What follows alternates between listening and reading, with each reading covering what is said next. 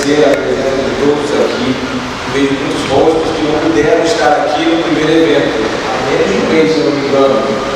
E deu tão certo que o Padre Silmar se interessou tanto, junto com a Horácio, a gente conseguiu providenciar o retorno do professor Tiago. Então, eu, como vocês também, estou com muita expectativa para esse evento, com tudo que vai ser falado, e quero agradecer a presença de cada um de vocês. E muito obrigado, Padre Silmar, pela sua disponibilidade e por promover esse evento. Obrigado. Então, com muita alegria de quem espera no tempo do Advento a eterna novidade, que é Cristo. Hoje nós temos também a alegria de receber, a alegria de receber o professor Tiago, já amigo nosso.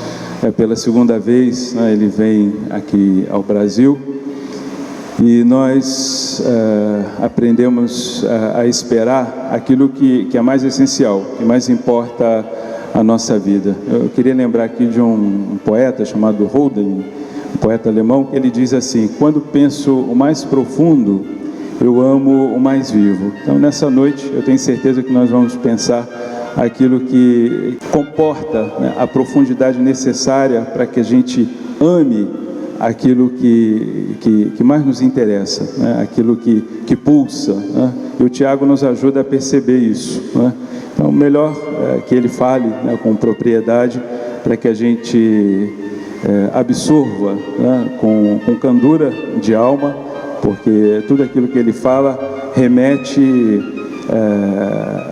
à pureza, eu vou insistir nisso, a pureza das crianças, Ele tem 2 filhos, hoje uma alegria também, porque a mulher dele está aqui, a Glaziele, chegaram de uma maratona de voo, chegaram de Portugal, foram direto para Curitiba, chegaram ontem, me parece, e já aterrizaram hoje aqui. Então, estão sofridos um pouco pela maratona do voo, mas é um sofrimento marcado pela alegria, do encontro, da amizade, Então ele vai falar para a gente. Eu tenho certeza que todo mundo aqui vai ficar apaixonado, pelas coisas que ele vai nos dizer, para que a gente viva com profundidade, inclusive esse tempo do Natal, a eterna novidade de um Deus que se faz criança e quer nos comunicar uma única coisa, que Deus espera por nós, Deus acredita em nós, sobretudo, Deus nos ama com amor que supera todas as nossas contrariedades, as nossas barreiras, a nossa própria indigência. Eu queria chamá-lo para que ele dê a sua conferência, nós vamos ouvi-lo. Uma salva de palmas.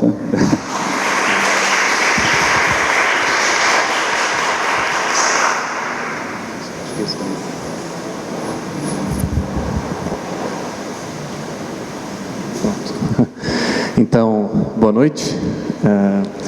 Então, uma alegria, uma felicidade voltar, não só ao Brasil, vivemos em Portugal, e voltar ao Brasil para esse tempo do Advento, como o padre falava, voltar ao Brasil para poder passar um tempo com a família, um tempo com os pais, com os amigos, com as pessoas que nós deixamos quando nos mudamos, mas também uma alegria poder voltar para o Rio de Janeiro e para, enfim, essa acolhedora e belíssima igreja que mais uma vez me inspira a, enfim, de uma maneira mais humilde possível, contribuir de alguma maneira para a formação de quem está aqui hoje. Então, agradeço a mais uma oportunidade oferecida pelo Padre Silmar, por esta paróquia, pelo Leandro da Horácio, por todas as pessoas que se moveram para que eu estivesse aqui mais uma vez. E o tema que me traz aqui hoje, quando o Padre Silmar e o Leandro me pediram um novo tema para ser trabalhado nessa segunda conferência, eu lembrei da época do Advento, da época do Natal, e sugeri o tema do amor. Mas não o amor de uma abordagem que, obviamente, um teólogo e o próprio padre poderia fazer muito melhor do que eu, mas o amor numa abordagem, como eu costumo dizer, extremamente humana. E de tão humana, eu espero que seja divina.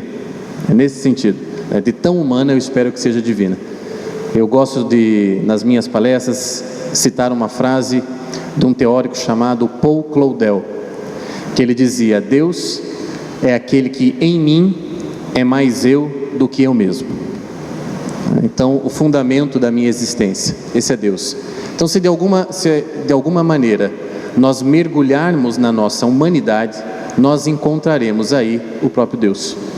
É preciso um tipo de mergulho, e o meu trabalho sobre a vida humana, os livros, as aulas, os cursos, são uma espécie de convite a um mergulho em si mesmo.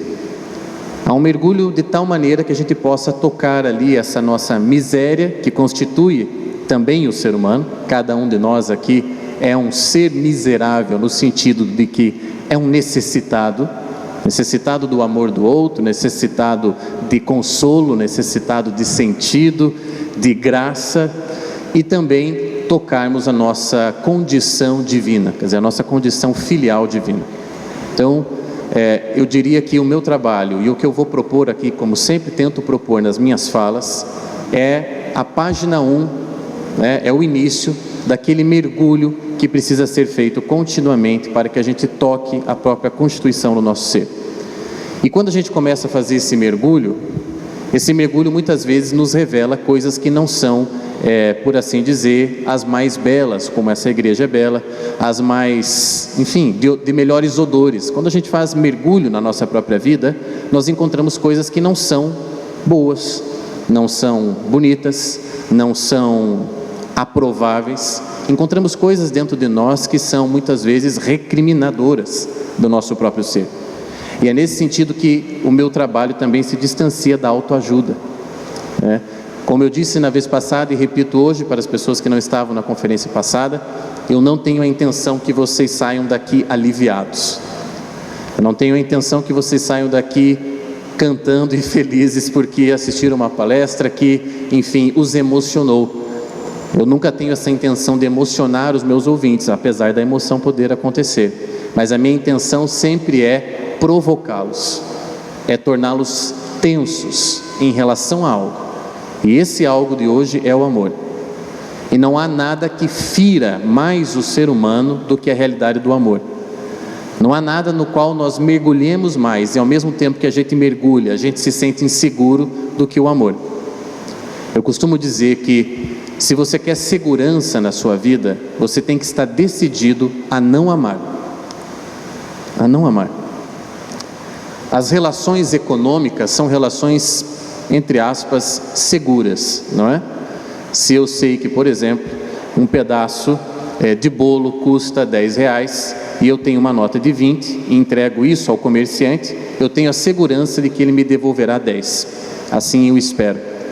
Mas se eu tenho uma quantidade de amor, uma quantidade de desejo, de apetite por uma pessoa e entrego isso para ela, eu não tenho segurança alguma de que ela vai me devolver aquilo que eu espero.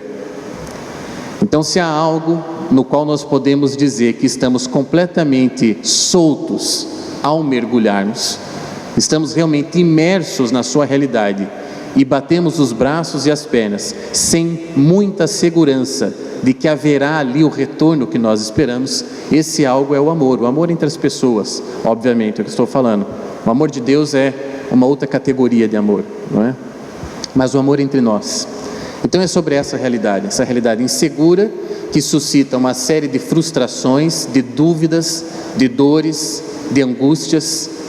É uma frase que tantos poetas poderiam dizer: quem aqui nunca sofreu por amor? Não é? Então essa é uma das realidades humanas básicas, e é sobre essa realidade que fere, que todo mundo sente doer em alguma medida, que eu venho falar hoje. E espero que até o final da minha fala, esse nosso caminho, por mais doloroso que ele seja, assim como é a Via Crucis, por mais dolorosa que ela seja, ela nos traga alguma inspiração e redenção. De alguma medida, não podemos transpor o caminho doloroso para depois ter a glória. É preciso viver o caminho da dor. Começo dizendo e recorrendo à mitologia grega. Quando Zeus, e é muito interessante falar de mitologia grega dentro de uma igreja, não é? Porque de alguma maneira as pessoas às vezes têm erros de interpretação da mitologia, né? E consideram a mitologia historinhas, né? Como a gente fala, contos da carochinha, né? A mitologia trata de coisas que não existem. Não é bem isso a mitologia, né? A mitologia, antes da revelação cristã, era uma forma poética de expressar verdades que as pessoas haviam aprendido sobre a vida. Então são coisas que resistem ao tempo, porque são atemporais, justamente. Nós ainda contamos o mito de Aquiles, porque todos nós, seres humanos, temos um calcanhar desprotegido. É por isso que nós ainda contamos a história de Aquiles. Quer dizer, nós não estamos falando de historinhas que não têm verdade. Não, são histórias que contêm grandes verdades. E é por isso que elas resistem aos séculos, resistem às culturas, resistem aos impérios e aos diferentes seres humanos. Então, ao falar de mitologia dentro de uma igreja, não entramos em contradição, porque nós estamos falando de crenças diferentes. Estamos falando de expressões da verdade, né? E aí, os mitólogos, aqueles que estudam mitologia, fazem esse esforço de interpretação dos mitos. Qual é a verdade que ali está? E a verdade nesse mito que eu trago para vocês é do início dos tempos. Zeus, todo mundo já ouviu falar, chefe do Monte Olimpo, era um dos filhos de Cronos. Cronos era um titã, e era um titã extremamente terrível, extremamente cruel, porque ele havia casado com Geia, e todos os filhos que ele tinha com Geia eram por ele devorados. Esse é o famoso mito de Cronos. Então Geia dava à luz a um filho, a um novo bebê, Cronos pegava o bebê e devorava, porque havia lá a crença, entre aspas, uma profecia, de que o seu filho um dia o destronaria. Ele era o grande governador de toda a realidade. E aí por isso ele devorava os filhos, para que nenhum filho pudesse destroná-lo em nenhum momento. Mas houve um tempo em que a mãe, Geia, já cansada de ver seus filhos sendo devorados, ela tem um estratagema, ela tem uma ideia. Quando ela dá à luz a um novo filho, ela esconde esse filho imediatamente e enrola nos lençóis uma pedra e entrega esta pedra a Cronos.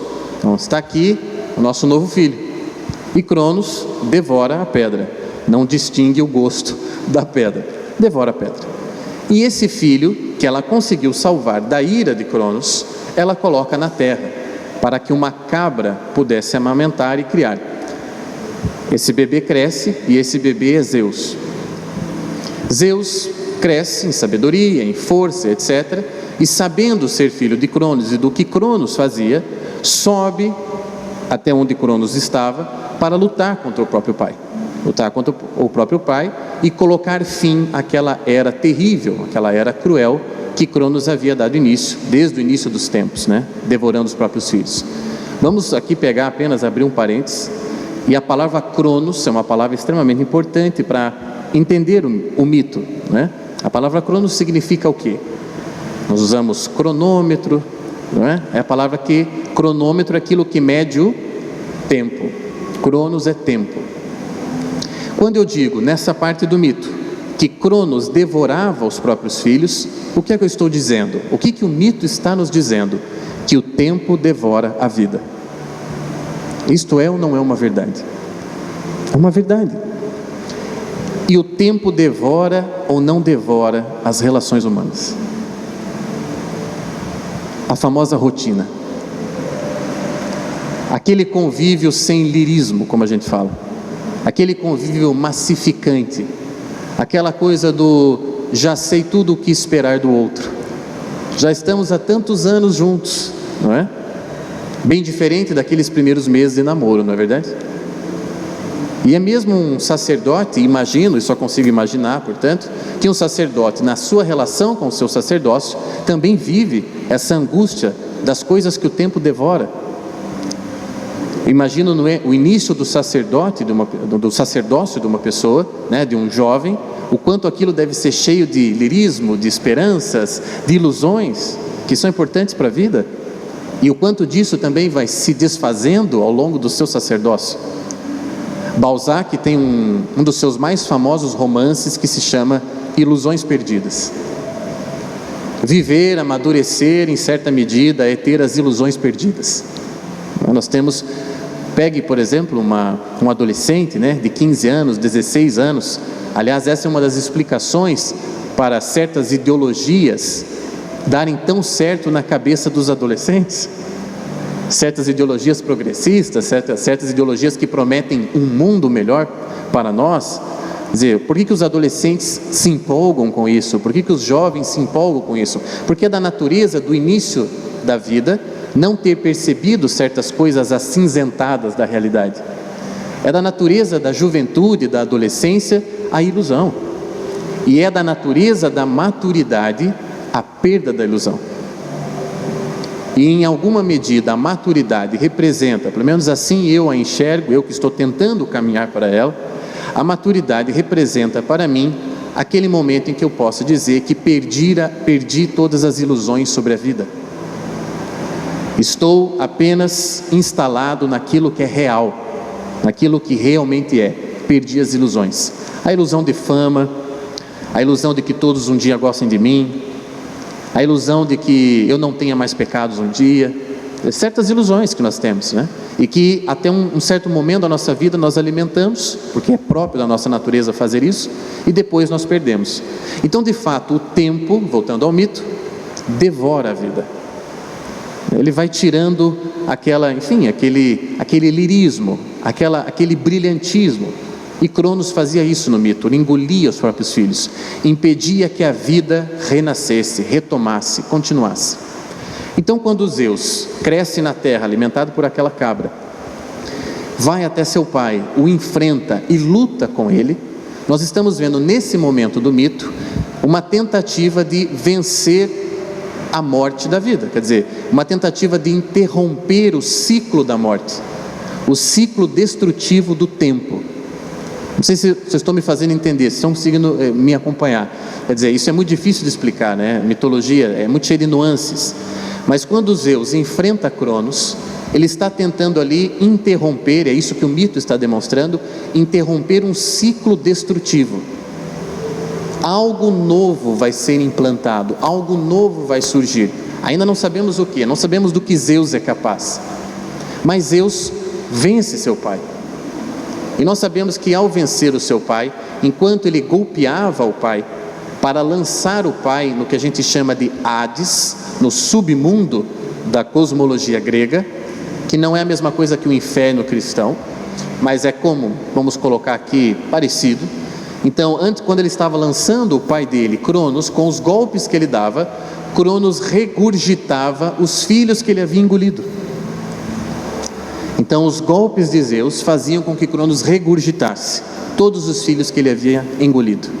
E assim, ele vence Cronos, Zeus vence seu pai, coloca ele no submundo e inicia um novo tempo na mitologia grega, que é o tempo dos deuses, os deuses do Olimpo. Todos aqueles regurgitados são irmãos de Zeus. E a primeira coisa que Zeus faz como chefe do Olimpo, e vocês já vão ver onde eu quero chegar, a primeira coisa que Zeus faz é pegar toda a terra, toda a realidade e dividi-la conforme o aspecto da realidade. Então, por exemplo, as águas, os mares, ele dá a Poseidon. O amor, a paixão, a atração, ele dá a Afrodite. E assim sucessivamente. Há um que cuide da agricultura, há um que cuide do sol, há um que cuide da arte, da poesia. Ele pega toda a realidade e ordena ela. E dá cada espaço da realidade para um dos seus irmãos, um dos deuses. Por isso, a palavra cosmos quer dizer ordem. Ordem. Quando Zeus inaugura esse novo tempo, nós dizemos, é o início da cosmologia grega. A forma como os gregos entendem a ordem do universo. Tudo é ordenado, não há caos. No princípio era o caos, agora é a ordem. Cada coisa no seu devido lugar. Quem é Zeus nessa história? Quem é? O que ele representa ao vencer o ciclo destrutivo de Cronos? Cronos é vencido por algo, e só pode ser vencido por algo que não pode ser engolido pelo tempo. Porque Cronos representa o tempo, e o tempo devora a vida. E a única maneira de vencer o tempo, portanto, deve ser com algo que está acima do tempo.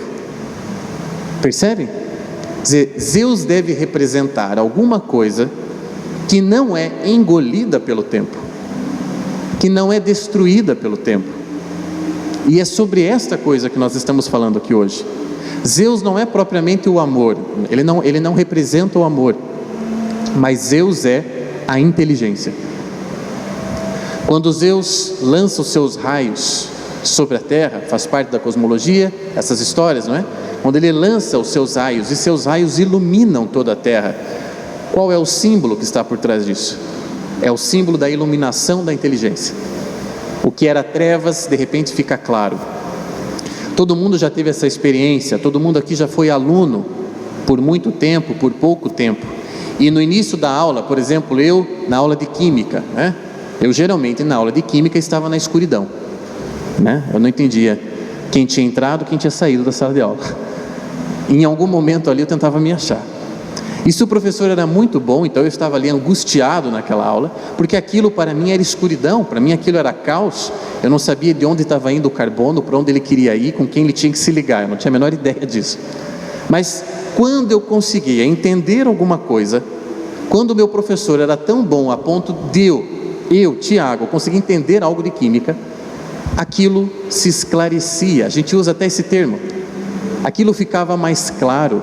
Aquilo parece que tinha sido tirado de um emaranhado e sido colocado sob a luz. Quando nós entendemos algo, é como se esse algo se iluminasse para nós. A inteligência que Zeus representa neste mito, é aquilo que tira as coisas da escuridão e o faz com um poder, com uma força que o tempo não é capaz de apagar. A vitória do homem sobre o tempo é a vitória da inteligência. Essa é a primeira coisa que eu gostaria que ficasse muito claro aqui hoje. Não é uma abordagem romântica que eu vim fazer, é uma abordagem inteligente. É claro que nós precisamos de romantismo. O romantismo faz parte do lirismo que acompanha as relações humanas, né? O que eu chamo de lirismo? Aquelas ilusões que nós alimentamos sobre a outra pessoa. Quando nós nos apaixonamos por alguém, nós vemos apenas as suas qualidades, as suas virtudes. É uma coisa impressionante. E a nossa mãe diz pra gente: mas ela não é boa coisa, meu filho. Eu falo: mãe, me deixa, mãe, que isso? Me deixa, ela é maravilhosa, não é?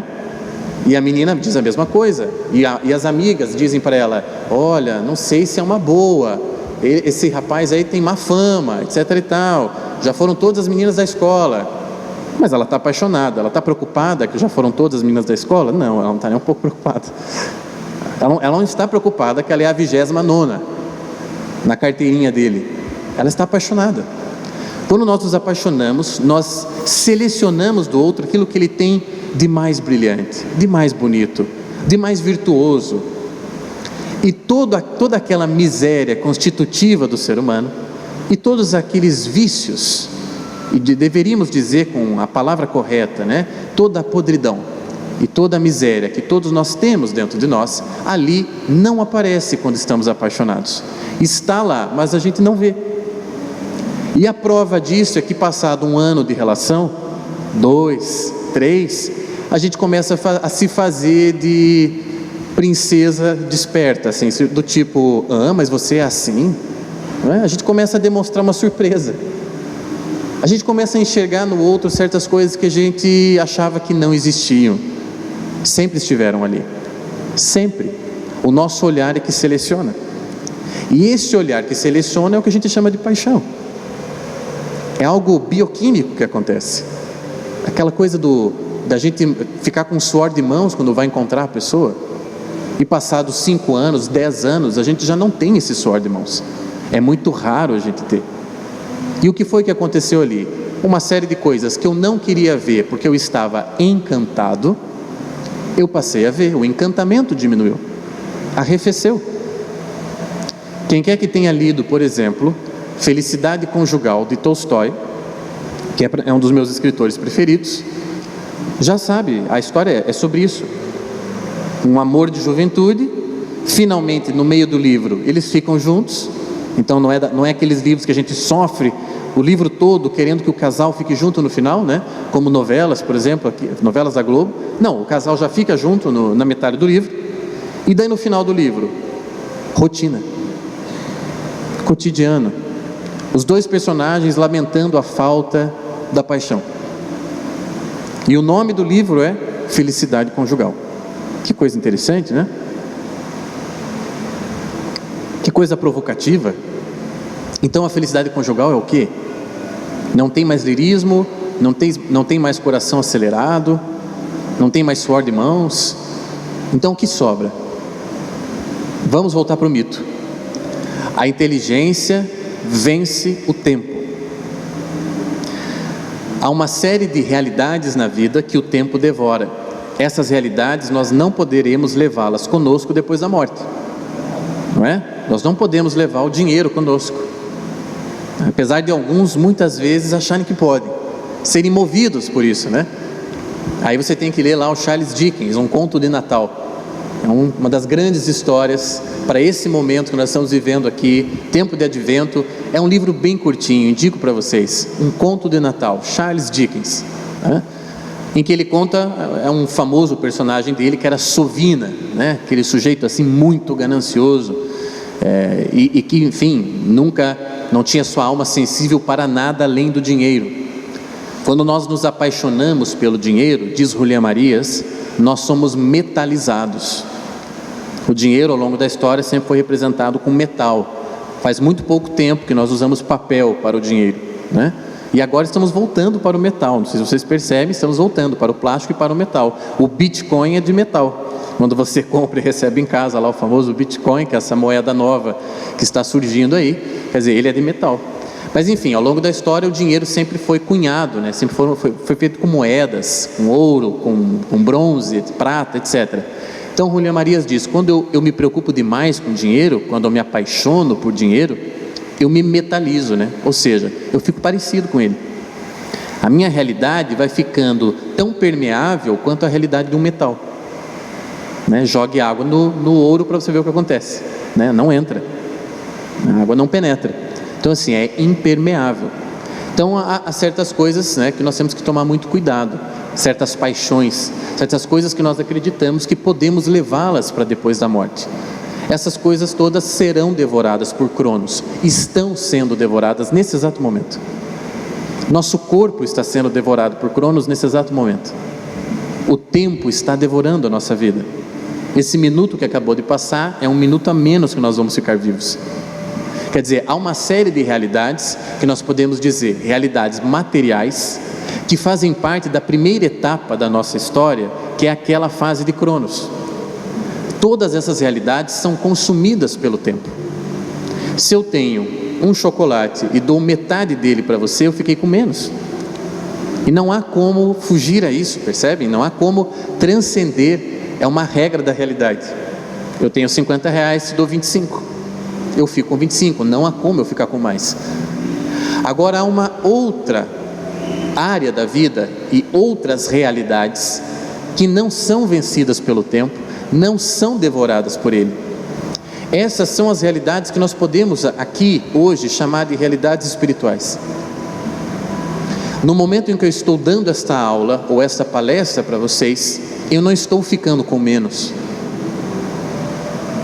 Aliás, foi dando palestras e dando aulas que eu tive ideias para outras palestras e outras aulas e livros.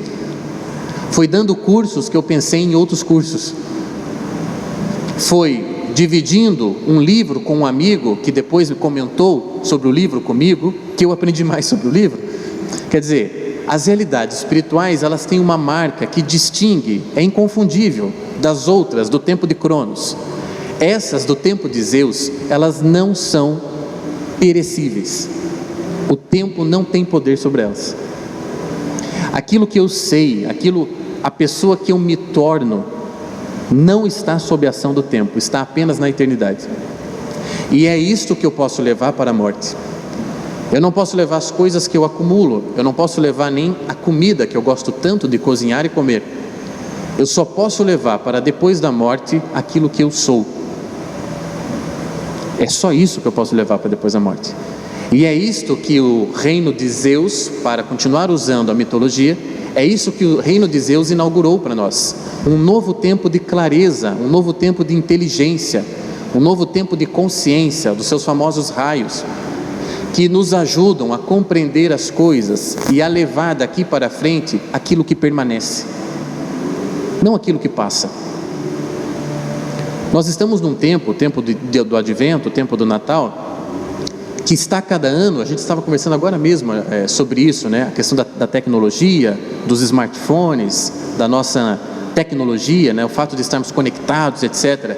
Nós estamos vivendo aqui esse tempo, de novo o tempo do Natal, de novo o tempo do Advento, e de novo a gente percebe que as coisas importantes passam debaixo do nosso nariz.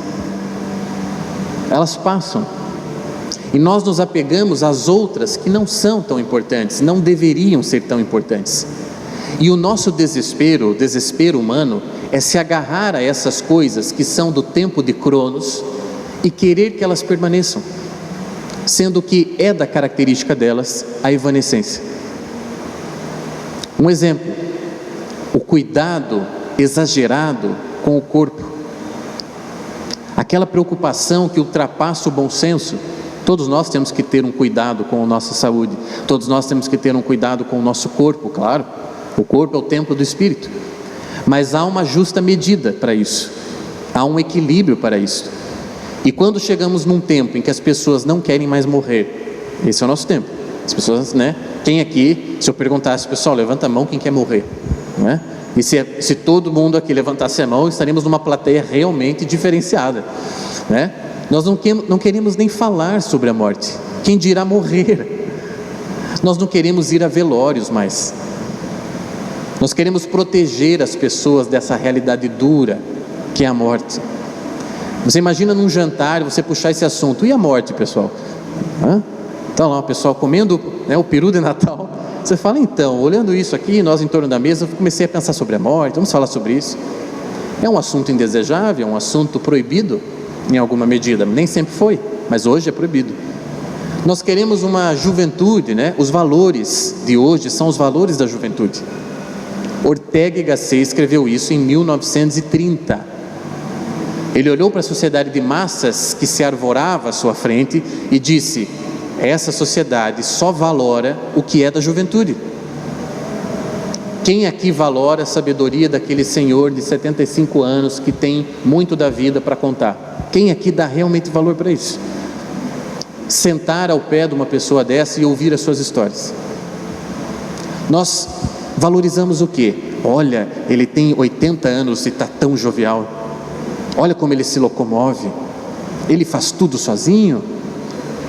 Nós estamos ali apreciando o quê? A sua juventude.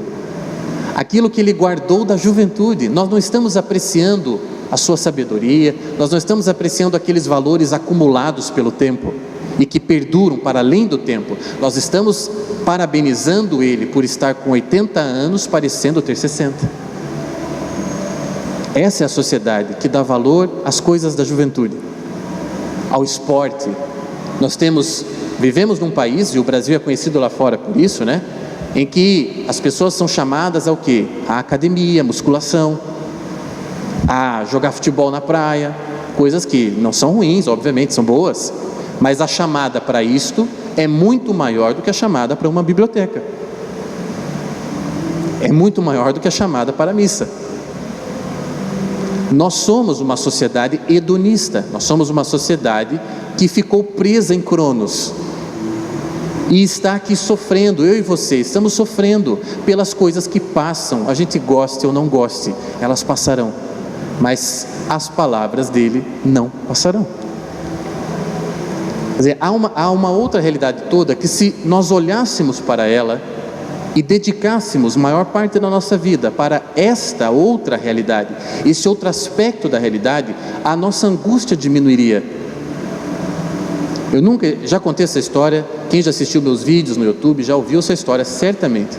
Uma vez eu fui pegar um avião aqui no Brasil mesmo, e eu não gosto de viajar de avião, tenho lá um pouco de receio com o avião, aquela coisa, o medo da morte, não é? Quem não tem, né, que levante a mão, eu tenho. E, como diria Bernanos, Deus me livre de morrer como idiota, né? Eu sempre acho que eu não estou preparado, então tem que adiar um pouquinho. E eu no avião não é a situação que mais me agrade, ficar no avião. E isso foi anos atrás e eu era mais ansioso em relação a isso. Hoje lido um pouco melhor. E eu me lembro que eu estava lá e havia do meu lado uma freira, uma religiosa, estava do meu lado. E ela percebeu que eu acho que eu estava, né, demonstrando ansiedade ali do lado dela, né? Estava ficando feio, provavelmente. Muito jovem, devia ter meus 20 e poucos anos. E ela olhou para mim e falou: você tem medo de avião, né? Eu falei: tenho, bastante. Ela falou: mas se cair, a gente só vai morrer. E foi esse o comentário consolador que ela fez. E me valeu o comentário. Quase que eu olhei para ela: era melhor a senhora ter ficado quieta do que a senhora ter dito isso. Mas esse foi o comentário consolador dela para mim. E na época eu não gostei do comentário dela. Hoje eu entendo o comentário dela. Eu entendo o quanto ela foi sábia no comentário e o quanto eu era jovem demais para compreender aquilo. Afinal de contas, qual é o medo? Se o avião cair, você só vai morrer. Em última medida, ela estava me questionando: você acredita que continua ou não continua? Essa é a pergunta de Miguel de Unamuno, um dos grandes filósofos espanhóis da virada do século XIX para o XX. Ele diz uma coisa que eu acho linda. Ele diz assim: só uma coisa importa saber. Esqueça as dúvidas filosóficas, esqueça os tratados de psicologia, esqueça, tem só uma coisa que importa saber: se eu durarei para sempre ou não. Essa é a única coisa que importa, meus amigos. Se eu durarei para sempre ou não. Diante disso, quanto vale aquela tua preocupação que você não sabe se vai poder fazer uma ceia como você queria no Natal? Diante disso, quanto vale aquelas preocupações comezinhas que a gente tem no dia a dia? A roupa que não era a que eu queria, não era essa camisa que eu queria vestir hoje? Era uma rosa que eu tinha planejado para essa palestra, mas o hotel não levou o ferro a tempo, não pudemos passar a camisa e vim com a camisa azul mesmo. Quer dizer, o quanto vale essa preocupação diante da pergunta: durarei para sempre ou não? Fique 1 minuto pensando nessa pergunta, mas pense mesmo, e você não será a mesma pessoa. 1 minuto que eu gaste nisso. Uma vez perguntaram para São João da Cruz, né, como fazer para aumentar a sua força, a sua crença, a sua fé. E São João da Cruz disse: fique 1 minuto pensando no credo. 1 minuto. Foi a resposta de São João da Cruz. Esse creio em Deus Pai Todo-Poderoso. Aliás, nós aqui no Brasil fazemos aquela versão reduzida, né, padre, do credo. E lá em Portugal passei bastante vergonha, que lá eles fazem completa todas as missas. Aqui no Brasil a gente dá uma resumida também no credo, né? E lá é completo, todas as pessoas da missa, as crianças, os velhinhos, todos sabem o credo completo. Mas enfim, coisas que a gente vê e aprende e percebe a própria miséria quando sai daqui. Então, tente ficar 1 minuto, pensando mesmo nas palavras do credo. O São João da Cruz disse: se você conseguir, ele disse, ficar mesmo absorto pelo sentido das palavras por 1 minuto, você não será o mesmo. Se eu rezar um Pai Nosso com propriedade, realmente refletindo sobre aquilo, eu não serei o mesmo. Um Pai Nosso. Quando a gente vai a um mosteiro, por exemplo, e eu me lembro dessa experiência de ir a um mosteiro que fica perto de Curitiba, numa cidade chamada Campo do Tenente. Há ali um mosteiro trapista, os monges trapistas. E nós fazíamos parte, tínhamos um grupo de amigos que na Páscoa teve a ideia então de viver ali, fazer um retiro de Páscoa com os monges trapistas, né? Pedimos autorização, eles têm essa acolhida, fica aqui até a sugestão para que vocês possam ir ao Paraná e conhecer esse realmente belíssimo mosteiro. Os monges são muito acolhedores. E marcamos com eles, éramos jovens, tínhamos todos ali 20, 21, 22 anos, todos muito católicos, entre muitas aspas, e fomos até o mosteiro para ficar os 4 dias da Páscoa, quinta, sexta, sábado e domingo. Quando eu cheguei e logo fui participar da primeira oração deles, né, eu já vindo da cidade, Curitiba, né, acabo de chegar ali e já começo, em nome do Pai, do Filho e do Espírito Santo, né, Pai nosso que estás no céu. Quando eu começo nessa velocidade, eu já estou, que estás no céu, e os monges na minha frente, do Filho, do Espírito Santo, e eu já estava na metade do Pai Nosso.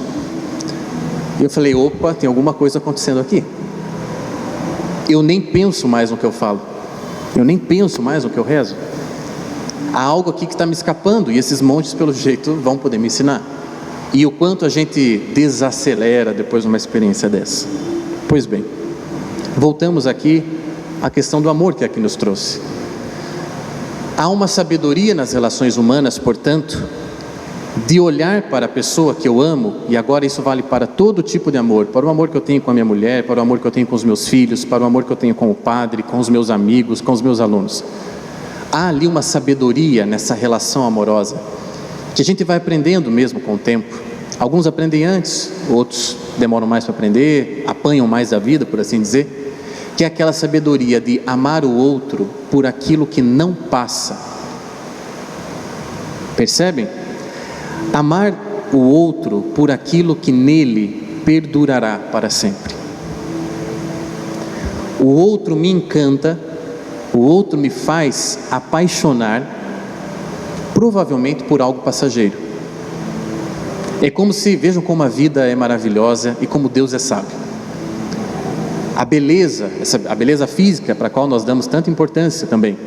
A beleza física é como se fosse o chamariz, como a gente fala, para você olhar, entende? Para você olhar, para que quando ela passasse na tua frente, não passasse despercebida.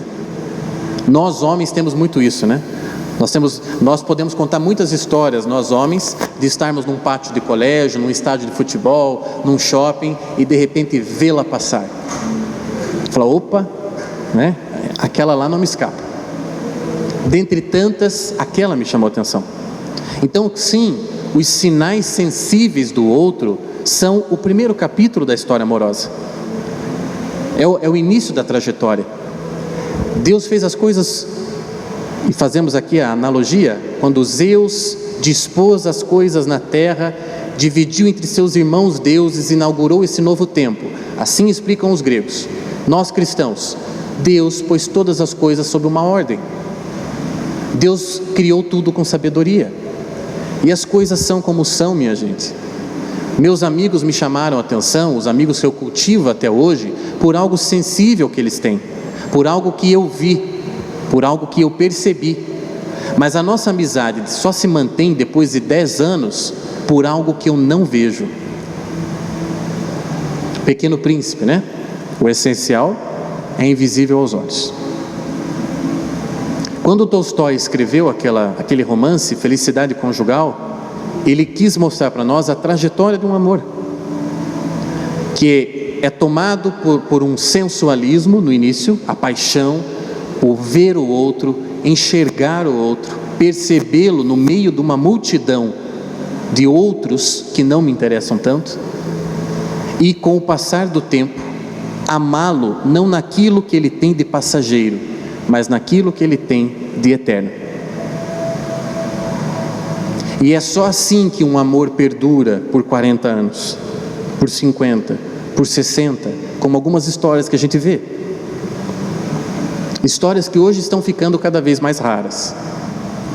Estão ficando mais raras porque a gente não está conseguindo fazer essa mudança de perspectiva. Ao invés de eu olhar o outro e percebê-lo apenas naquilo que está falindo, e essa é a palavra, aquilo que está em decrepitude, aquilo que Cronos está devorando e vai devorar, cada vez mais. Ao invés de olharmos sob essa perspectiva, que é válida no início da trajetória amorosa e é necessária, eu olhar por aquilo que ele tem que subsiste, por aquilo que ele tem do reino de Zeus, por aquilo que a minha inteligência percebe nele, aquilo que é invisível. Essa era a segunda coisa importante que eu queria dizer hoje. E a terceira coisa é a seguinte: o outro serve para mim também, quase que como pedagogicamente. Veja onde nós vamos chegar. Eu olho para uma pessoa, me apaixono por ela, e eu estou falando aqui não só da minha mulher, mas eu também me apaixono pelos meus amigos. É um tipo de paixão que nós temos com os amigos, né? Uma atração de personalidades, por exemplo. Eu me apaixono pelos meus alunos, são paixões diferentes, mas são paixões. Então eu começo assim minha trajetória de amor com alguém, apaixonado, só penso neles, só quero encontrá-los, quero sair jantar com eles, quero vê-los, quero ligar, quero mandar mensagem do WhatsApp. É assim, isso é a primeira etapa, é a trajetória. Passado um tempo, eu começo a perceber certas características, certas virtudes, certas coisas que essas pessoas que eu já estou amando, que elas têm e que não são passageiras. Então, por exemplo, eu começo a reconhecer no outro uma virtude que eu não tenho e que ele tem sobrando, que é a virtude, por exemplo, da paciência, né? Caso concreto, eu, Thiago, por exemplo, essa virtude eu não tenho. Então, os meus amigos geralmente são pacientes, e eles têm que ser para ser meus amigos, porque senão nossa amizade realmente vai ter bastante dificuldade, porque eu sou um sujeito impaciente.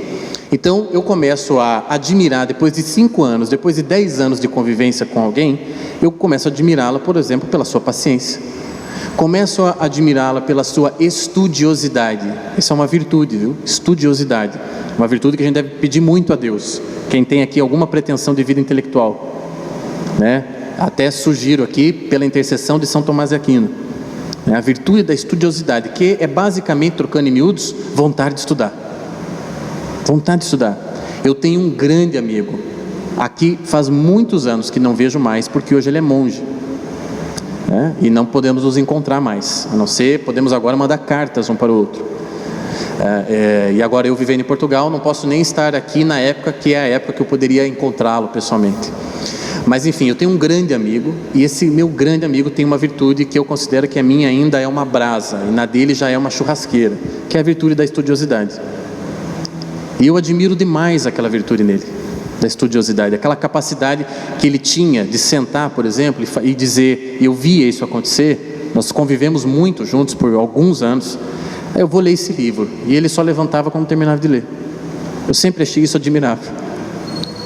E eu, quando me proponho a ler um livro, eu leio 3, porque eu paro na página 20, daí eu pego outro, eu leio 20 daquele, daí eu pego outro livro, eu leio mais 30. Eu vou terminar aquele, mas eu vou terminar com passado mais tempo, porque eu tenho uma inteligência muito diferente da dele, né? A minha diferença, ela vai para todos os lados ao mesmo tempo, e a dele é da profundidade, é uma coisa que eu sempre admirei nele. Professor de latim, não poderia ser diferente, é um professor de latim. Então, enfim, eu começo a amar as outras pessoas por essas características, por essas virtudes. E de repente, eu estou olhando para essa virtude, e essa virtude me comove. Essa virtude me comove. Me comove a ponto de eu querer um pouco dessa virtude para mim também. Olha, eu começo a admirar o meu amigo porque ele tem tal virtude, a minha mulher porque ela tem outra virtude, a minha mãe porque ela tem outra, e de repente eu começo a querer ter um pouco dessa virtude. Aliás, nós admiramos porque reconhecemos. A palavra admirar, quer dizer, é a direção do teu olhar. Quando você admira uma coisa, quer dizer que você presta atenção nela, você olha para ela. Se eu admiro a virtude da estudiosidade desse meu amigo, é porque eu olho para essa virtude me é cara, eu ainda não a tenho, mas eu a reconheço, eu quero ela para mim.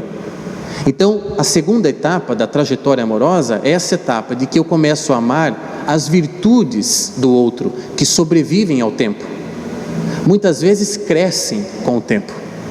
Aquilo que na nossa juventude era uma coisa, na nossa maturidade já é muito maior. E 2 amigos podem ser testemunhas um do outro desse engrandecimento, dessa magnanimidade, que é outra virtude que também devemos pedir a Deus, grandeza de alma, né? Então, essa segunda etapa, eu me apaixonei. Na primeira etapa, eu me apaixonei pelo que de sensível existe no outro, sensível aos meus sentidos, portanto. Na segunda etapa, eu já consigo admirá-lo pelas suas virtudes, eu começo a desejá-las, eu começo a querer essas virtudes.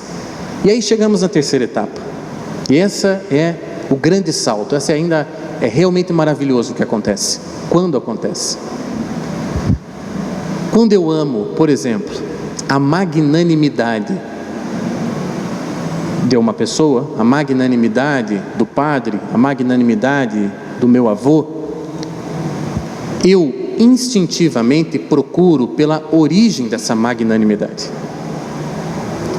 Eu, quando quero uma virtude, eu não posso me satisfazer apenas com a cópia da virtude. Eu preciso ir fundo na virtude. Para ter uma virtude, é preciso ter início, meio e fim do processo daquela virtude. Então, quando eu olho a magnanimidade de alguém que se revela nos atos dessa pessoa, eu instintivamente questiono pela origem dessa magnanimidade. De onde vem essa virtude? Como ele consegue ser tão magnânimo? Como ele consegue ser tão estudioso? Como ele consegue ser tão paciente? E é aí, nessa terceira etapa, que o outro é pedagógico para mim. Porque as virtudes do outro que eu amo, e que eu amo porque estão no outro, elas não estão aí no ar, não é? As virtudes não estão por aí, saltando. As virtudes estão em alguém, alguém de carne e osso. E ainda que a magnanimidade esteja na pessoa A, B ou C, eu amo a magnanimidade no Zé, no Pedro, na Maria. Quer dizer, é naquela pessoa que eu amo a magnanimidade. E aí, quando eu começo a procurar pela origem daquela virtude, eu chego no fundamento dela. E o fundamento de todas as virtudes é um fundamento que transcende o tempo e a pessoa. E é isso que nós podemos chamar de realidade divina. Ou seja, veja o caminho que nós percorremos aqui. Amar alguém a sério, como se deve fazer, é ao final das contas, ao final da trajetória, amar mais a Deus, que é quem deu aquelas virtudes naquela pessoa. É amar a origem da virtude. Eu começo amando aquilo que a pessoa me mostra, passo a admirá-la no meu amor, naquilo que ela possui de virtude, e chego na origem da virtude. Amar uma pessoa é um grande convite à experiência da transcendência. É o grande convite à experiência de Deus.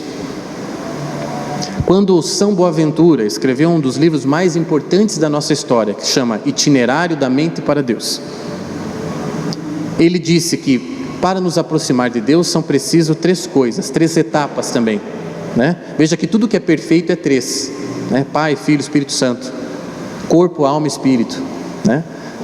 Tem a realidade, né? As estruturas dos prédios, por exemplo, tem que ter triângulos nas suas estruturas, dos telhados, por exemplo, senão o telhado vem abaixo.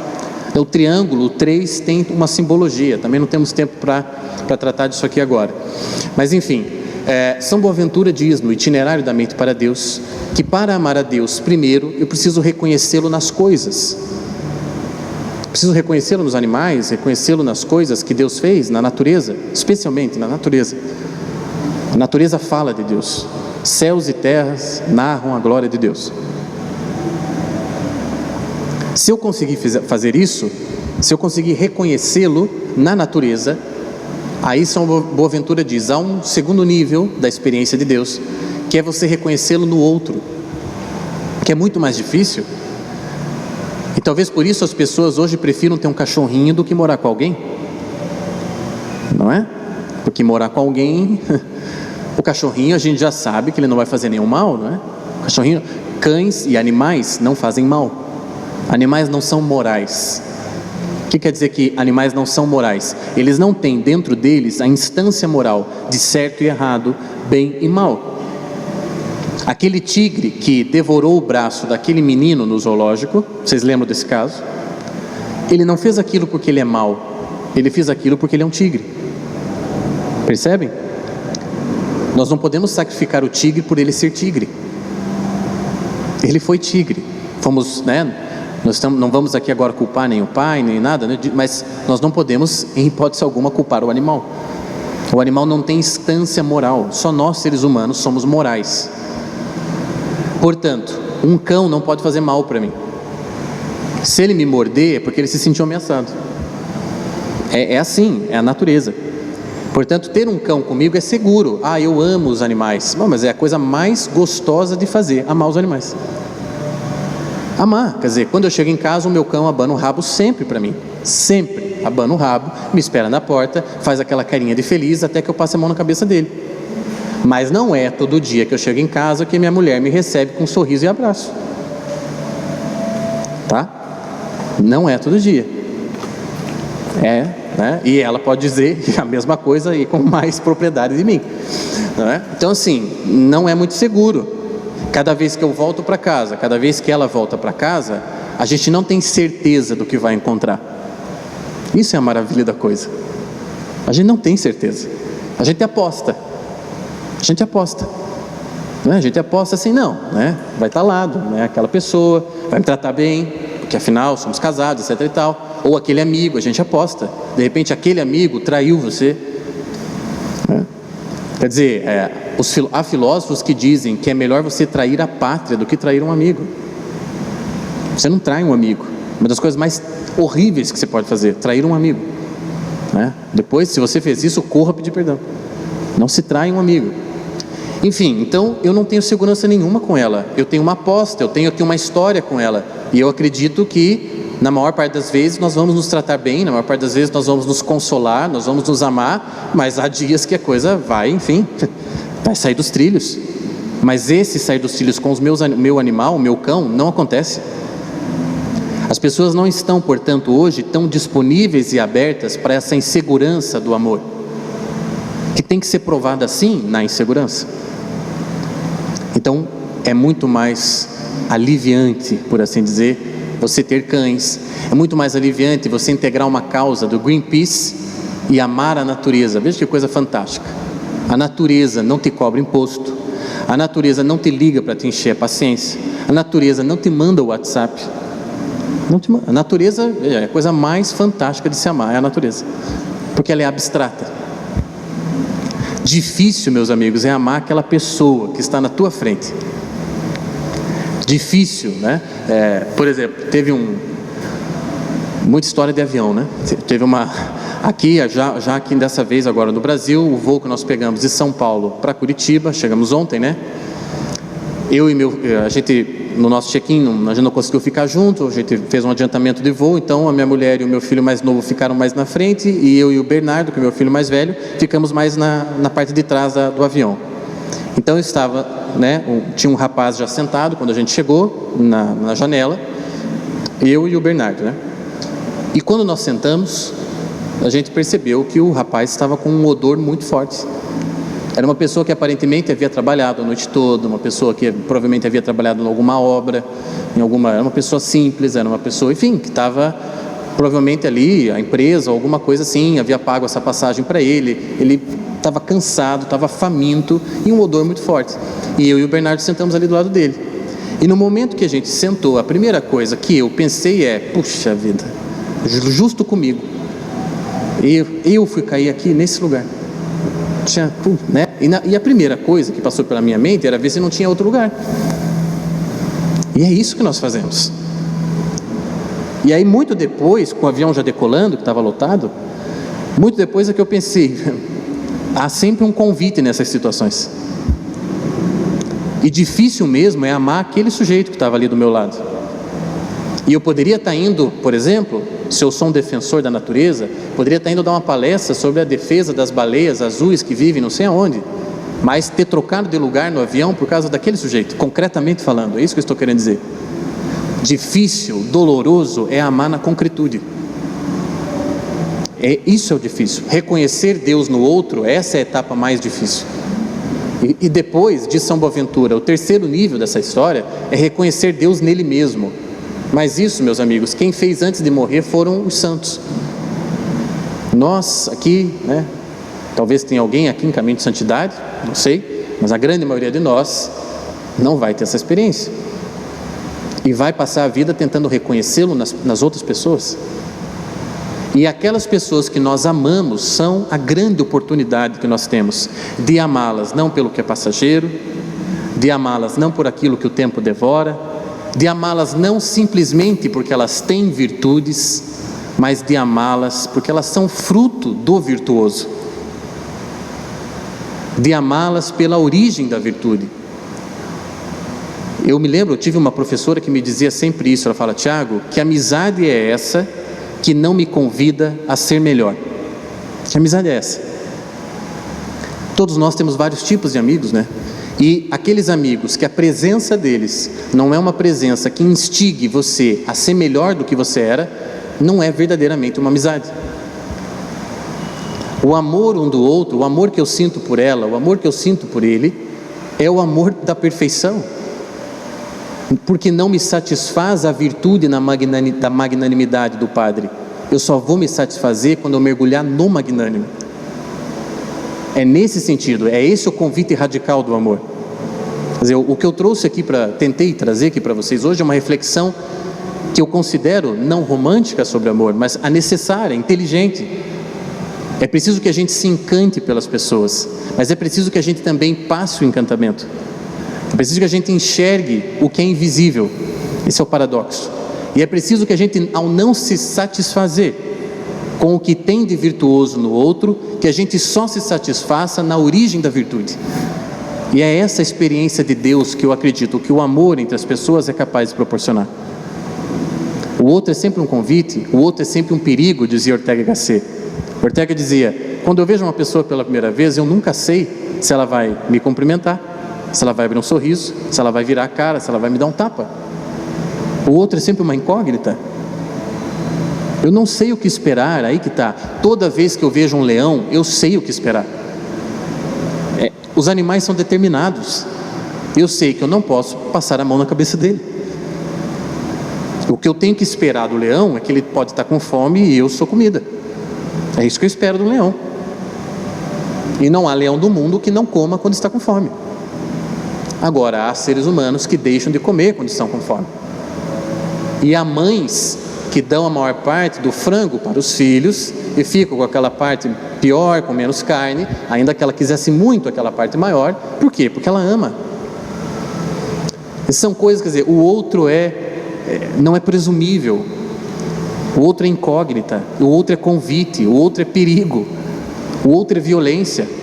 Tudo isso tem no outro, e o outro tem lá a fonte de toda a virtude, que é Deus, está lá também. Então, espero que eu tenha conseguido fazer uma reflexão que, enfim, mais uma vez, não se pretendia romântica, mas se pretendia necessária para o tempo que vivemos, do amor como arquitetura da própria pessoa. Quando Ortega y Gasset fala que o amor é o arquiteto do mundo, é uma das frases mais lindas de Ortega. O amor é o arquiteto do mundo. Ele está querendo dizer que a nossa estrutura pessoal, ela é ordenada, lembrem de Zeus, ela é ordenada segundo os nossos amores. Recentemente um cientista publicou um trabalho que está sendo comentado aí no mundo todo, e os coachings já estão usando isso de todas as maneiras. E ele publicou um trabalho, o trabalho dele, enfim, é um trabalho científico, tem seu valor também. Ele diz assim: olha, você é o resultado das 5 pessoas com quem você mais convive. E tem um fundo de verdade nisso que ele fala. As pessoas com quem eu mais converso, as pessoas que eu mais amo, eu diria assim, as pessoas que eu mais amo são as que mais me influenciam. E a minha arquitetura pessoal, portanto o meu ordenamento como pessoa, depende em grande parte dessas outras pessoas. Se eu estou imerso numa situação de gente caótica, como é que eu fico? Caótico. Sabe aquela coisa das influências? É completamente verdadeiro. Nossos avós estavam certíssimos. Se eu me relaciono com pessoas que estão bem por dentro, pessoas ordenadas, eu me ordeno. Se eu amo uma pessoa virtuosa, eu posso ficar mais virtuoso. Se eu quero aquela pessoa justamente pelas coisas ruins que ela tem, e isso acontece, existem amores doentios, não é? Se eu quero o outro pelas coisas ruins que ele tem, é óbvio que aquilo vai gerar um impacto na minha ordem interior, na minha cosmologia, do meu universo interior. Veja, eu comecei falando de cosmologia, termino falando de cosmologia. Cada um aqui é um microcosmos, e a ordem desse microcosmos, ou a arquitetura desse mundo, vai depender em grande medida do que e de quem você amou ao longo da vida. Muito obrigado.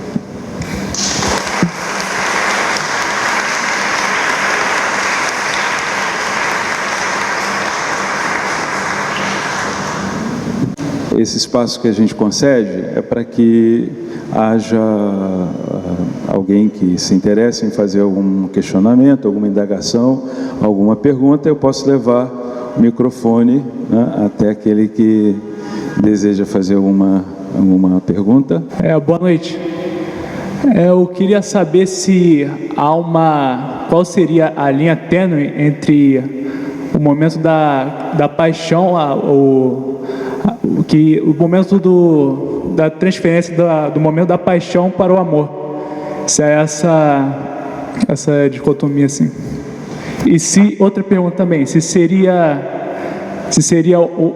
útil na relação, se na questão da paixão houvesse meio que uma redução, um autocontrole dessa paixão, se isso seria útil na relação amorosa, ou se isso deixaria a pessoa um pouco menos humana.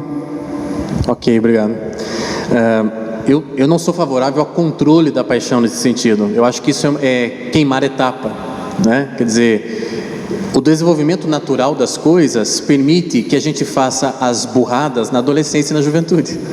Né? Então, assim, eu acredito muito na pedagogia dos caminhos errados que a gente toma. Eu acredito que, oxalá fosse possível que a gente sempre acertasse nas escolhas, a gente sempre fizesse a coisa da melhor maneira, mas acho que todo mundo aqui já tem cicatriz suficiente para saber que errou, que amou pessoas que não deveria ter amado, por exemplo, né? Apesar de Ortega Gasset dizer que amar mesmo, a gente ama 2 ou 3 pessoas, no sentido amoroso, homem e mulher, por exemplo, a gente ama no máximo 2 ou 3 pessoas ao longo da vida, diz Ortega Gasset. Não dá tempo de amar mais que isso, né? Então o que a gente faz mesmo é se apaixonar, né?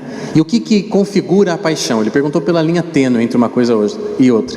O que configura a paixão é que o que está no centro do desejo da paixão sou eu. Eu estou no centro da paixão. O outro é um objeto para mim. Se ele não me liga, ele tem que arcar com as consequências, né? Se ele sai e não me fala nada, ele vai se ver comigo amanhã. Ok? É o meu ego que está em questão. Eu quero ser saciado na minha paixão. Eu estou com o apetite do outro, percebe? Eu estou com fome dele. O Isamitiba, aquele psiquiatra que faleceu há pouco tempo, poucos anos, né? O Isamitiba era muito famoso. Ele dizia, olha, bioquimicamente, a paixão não pode durar mais que 2 anos. É impossível. É impossível que uma paixão dure mais que 2 anos. Se durou mais que 2 anos, ou ela se tornou amor, ou ela se tornou doença. Patologia mesmo. Aquelas coisas de dependência, né? Sabe, enfim, nós temos as mulheres, por exemplo, que sofrem violências dos rapazes, dos namorados, dos maridos, e ali ficam, né? Quer dizer, a paixão, do ponto de vista científico, é no máximo 2 anos. Eu sempre digo, olha, quando que eu sei que a paixão acabou, né, de alguma maneira? As coisas não são assim tão didáticas, né? Mas só para aqui tentar explicar.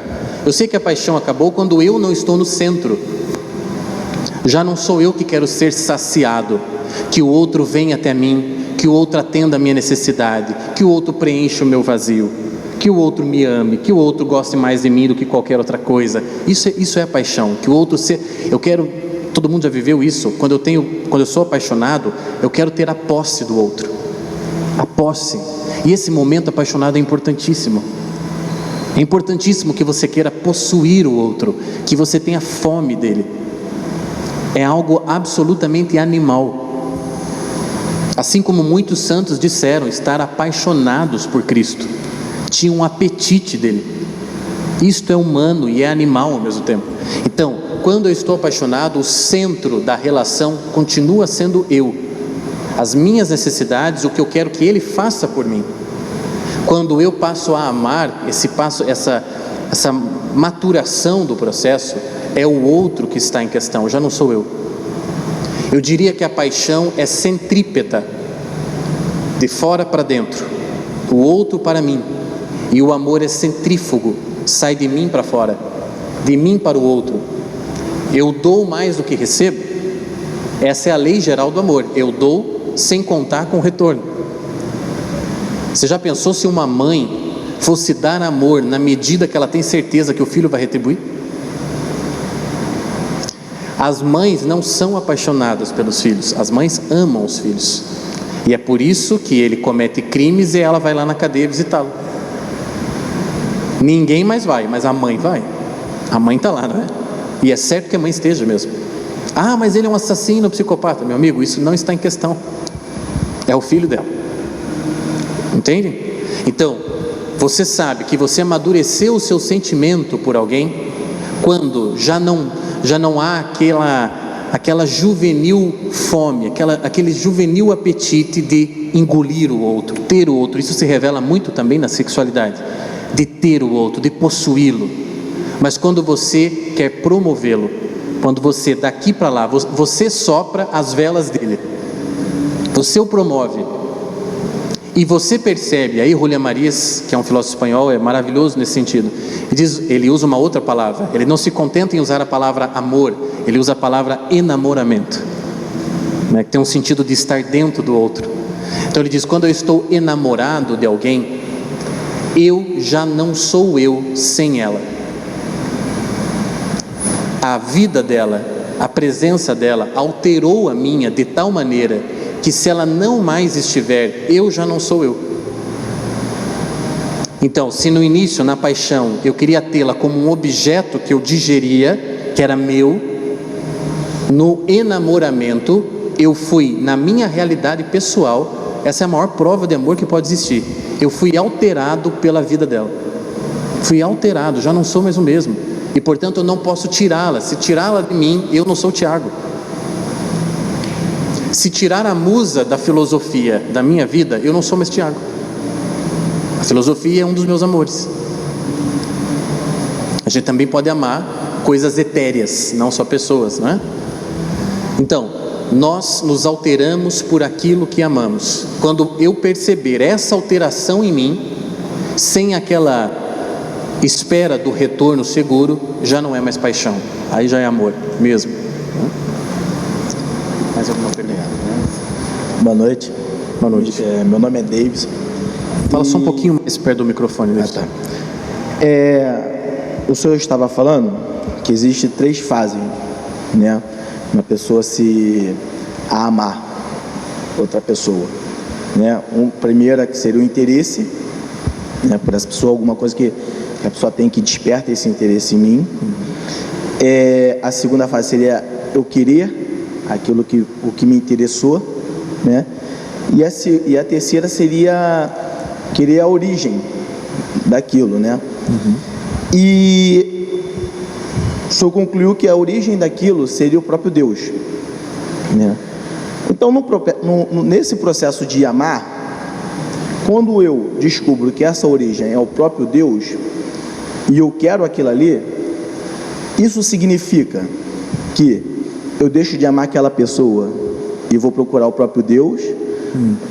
Eu não sei, não vou saber explicar a minha pergunta, mas é o seguinte. Mas eu acho que eu já percebi, mas pode terminar teu raciocínio, mas eu acho que eu já entendi a sua dúvida. Eu deixo de amar aquele ser, né? E não me desvinculo, porque eu tenho vínculos humanos com ela, um casamento, filhos e etc. E passo a procurar o próprio Cristo como curiosidade. Como é que fica essa relação, entendeu? A questão é, você não se desvencilha da portadora da virtude, porque é ela o canal para o Deus. É ela o canal para o próprio Deus. Quer dizer, você não tem... Esse processo que você falou é um processo que acontece com os religiosos, e é por isso que nós temos vocações diferentes. Na vocação matrimonial, né? Então nós que nascemos, e sim, para nos casarmos, para termos filhos, etc. Então nós não dispensamos em momento algum esse tipo de comunhão com uma pessoa, que é a contínua fonte que me leva até essa experiência de Deus. Sendo que isso quem diz, já não sou eu, mas é Chesterton, os religiosos, os padres, as freiras, são mais apressados do que nós. É como se eles dispensassem os intermediários. Quer dizer, Chesterton diz uma coisa muito linda sobre os religiosos. Ele diz, os religiosos têm pressa de Deus. Então é como se, né, os religiosos têm essa experiência. Obviamente, os religiosos também amam pessoas, vivem em comunidade, aliás, né? Mas o que o Chesterton estava querendo dizer é que eles têm tanta pressa dessa experiência do magnânimo e não da magnitude, entende? Eu e você é casado, né? É isso?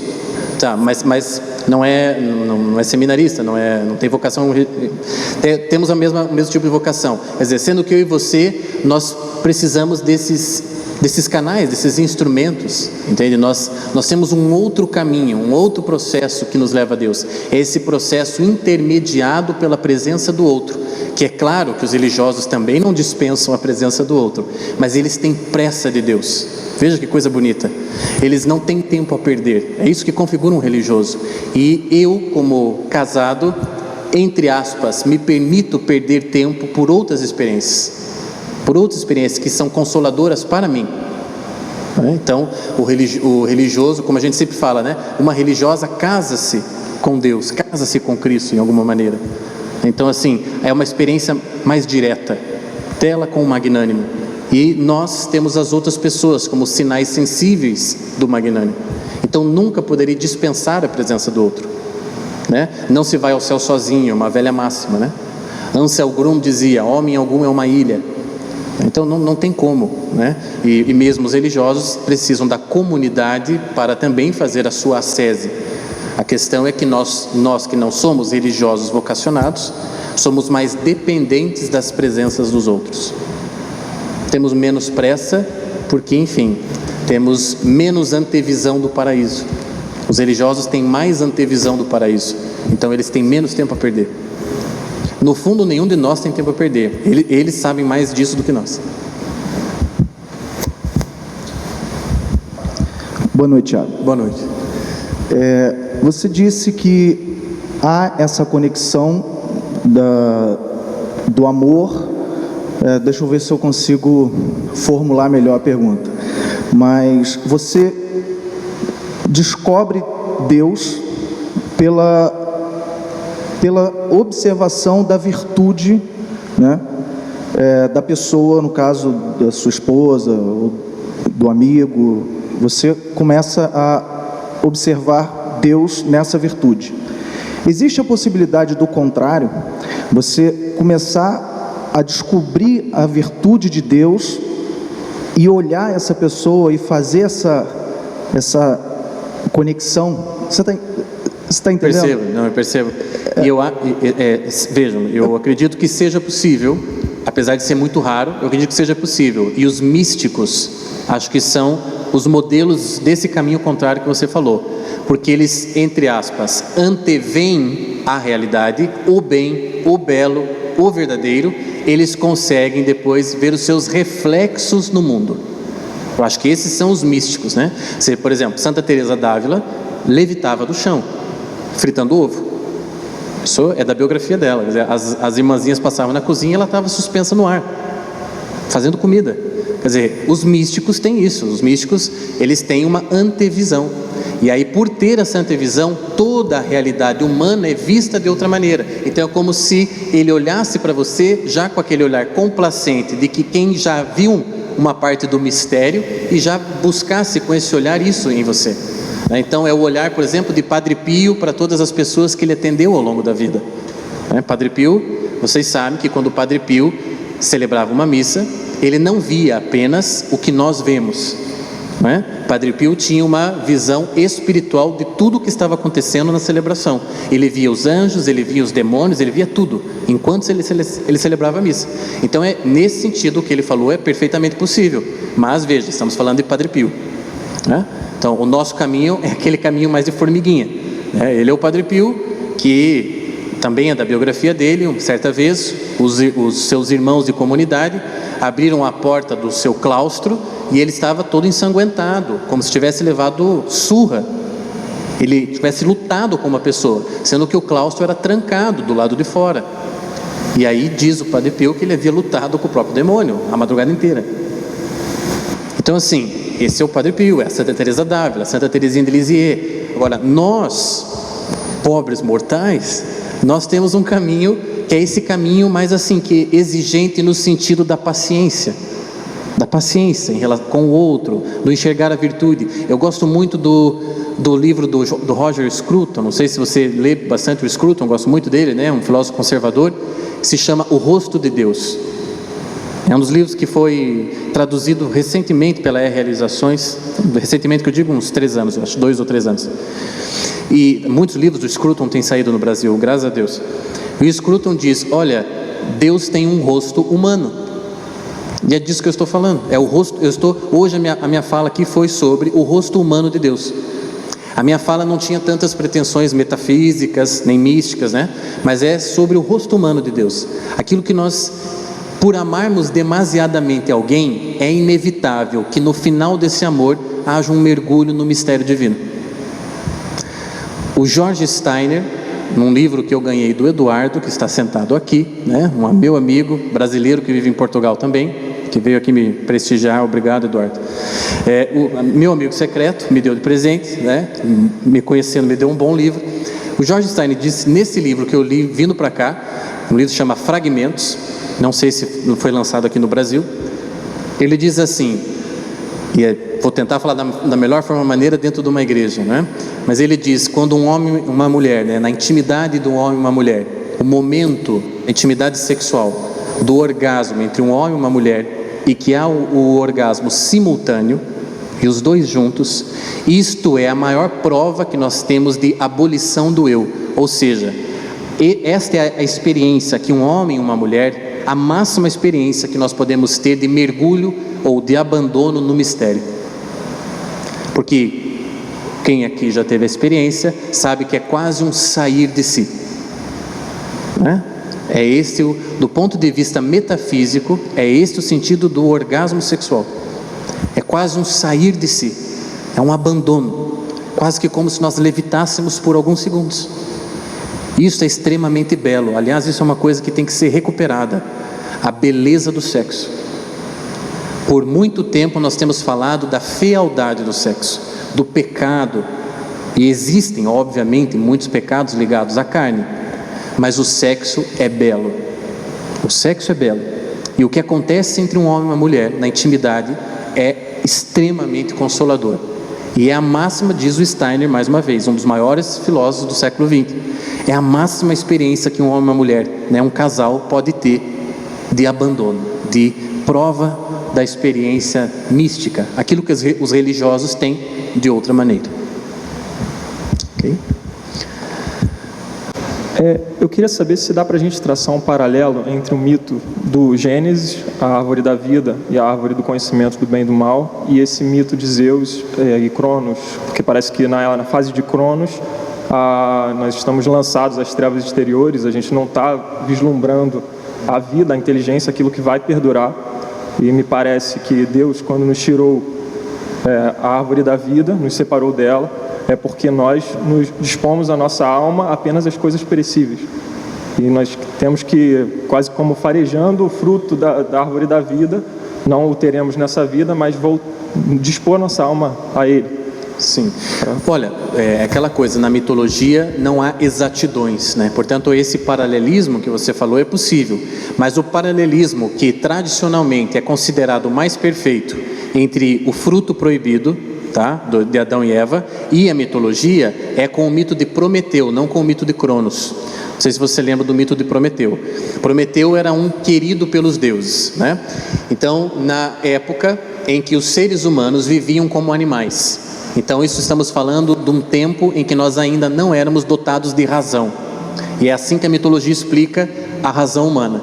Então, Prometeu ganhou dos deuses a incumbência de cuidar de uma arca, uma espécie de arca, um baú, né, que tinha ali o fogo dos deuses. E esse fogo não podia, em hipótese alguma, ser dado aos homens.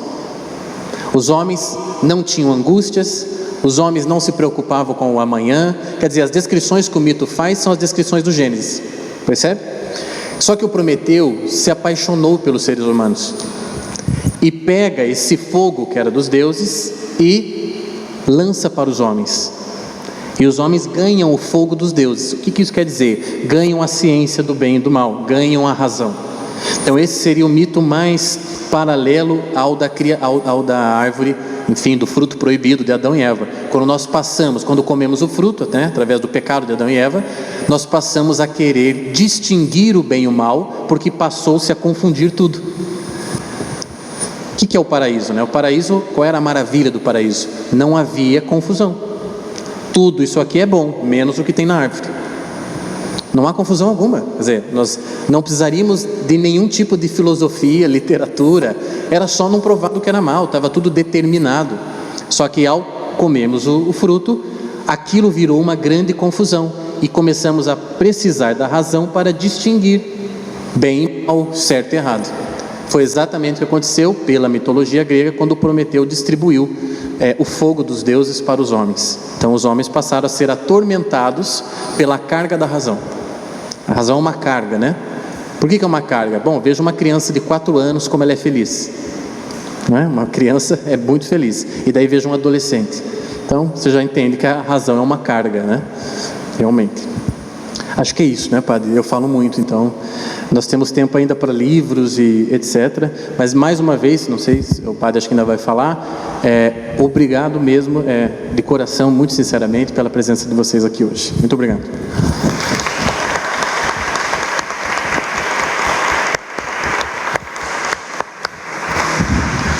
Então, o Tiago lembrou, pode ficar, o Tiago lembrou inclusive de São João da Cruz, e hoje é o dia de São João da Cruz, né? E essa é uma igreja que tem toda a sua simbologia, a sua espiritualidade, nascida através da presença dos carmelitas aqui nessa igreja. São João da Cruz era carmelita, e o Tiago que disse nessa noite para cada um de nós que ele não queria deixar a gente tão confortável assim ao falar sobre esse tema, né, sobre o amor. E eu também não vou deixar então. São João da Cruz, ele diz assim: no ocaso da vida nós seremos julgados sobre o amor. Então, isso é essencial. É preciso aprender a amar na indigência, né? Ouvindo o Tiago falando, eu me perguntava, mas eu amo na indigência, né? As pessoas que eu convivo, com as quais eu convivo, e nós temos uma gama de relacionamentos, então isso me parece justo, razoável, ouvindo o Tiago falar sobre o amor como o grande arquiteto, né? Me parece que nosso Senhor nos ensinou a amar assim, na indigência, né? Olhamos para Cristo desde o seu nascimento, que vamos celebrar, até o momento da sua entrega na cruz. Um Deus que nos amou na nossa indigência. Então isso é o suficiente, né? Ouvindo o Tiago falar, para que a gente perceba aquilo que eu dizia lá no início, né? Quando, que não é meu, não, um pensamento belíssimo do Rodney, que ele dizia: quando penso mais profundo, eu amo o mais vivo. Eu acho que hoje, nessa noite, a gente aprendeu a pensar coisas profundas e a amar aquilo que mais nos interessa, e interessa também certamente a Deus, né? Assim seja. Agradeço muito, né, ao Tiago, né, o fato de ter vindo hoje mais uma vez, com toda aquela maratona que eu mencionei de voos, né? E nós temos o seu livro, que é um belo livro que eu já li, né, Porque Não Somos Felizes, né? Enfim, então podemos, aqueles que desejarem, né, ele vai autografar, que isso também, não podemos perder esse momento, né, termos o autógrafo do próprio autor, né, isso me parece bastante justo. Então aqueles que quiserem, por favor, a gente tem aqui a Sônia, né, e o Robson, que vão nos ajudar também, podem adquirir o livro, né. E obrigado pela presença de vocês. Venham mais vezes aqui na Antiga Sé, essa bela igreja que nos acolhe, né? A Nossa Senhora que nos acolhe e nos acolhe com amor de mãe.